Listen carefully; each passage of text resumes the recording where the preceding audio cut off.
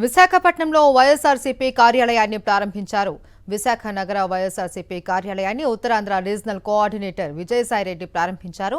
Party కార్యాలయంలో BR Ambedkar, YSR విగ్రహాలకు పూలమాలలు వేసి నివాళులు అర్పించారు వైఎస్ఆర్సీపీ నేతలు. పార్టీ కార్యాలయ ప్రారంభోత్సవ కార్యక్రమంలో వైఎస్ఆర్సీపీ నేతలు, కార్యకర్తలు పెద్ద సంఖ్యలో పాల్గొన్నారు. ఎమ్మెల్సీ బొత్స సత్యనారాయణ, మాజీ మంత్రి గుడివాడ అమర్నాథ్, వరుదు కళ్యాణి, ఎంపీ తనుజ రాణి, కేకే రాజు, వాసుపల్లి గణేష్, కాయల వెంకటరెడ్డి, చెంగల వెంకట్రావు, కొండరాజు, తైనాల విజయ్ కుమార్, చొక్కాకుల వెంకట్రావు వంటి నేతలు వైఎస్ఆర్సీపీ ప్రారంభోత్సవ కార్యక్రమంలో పాల్గొన్నారు.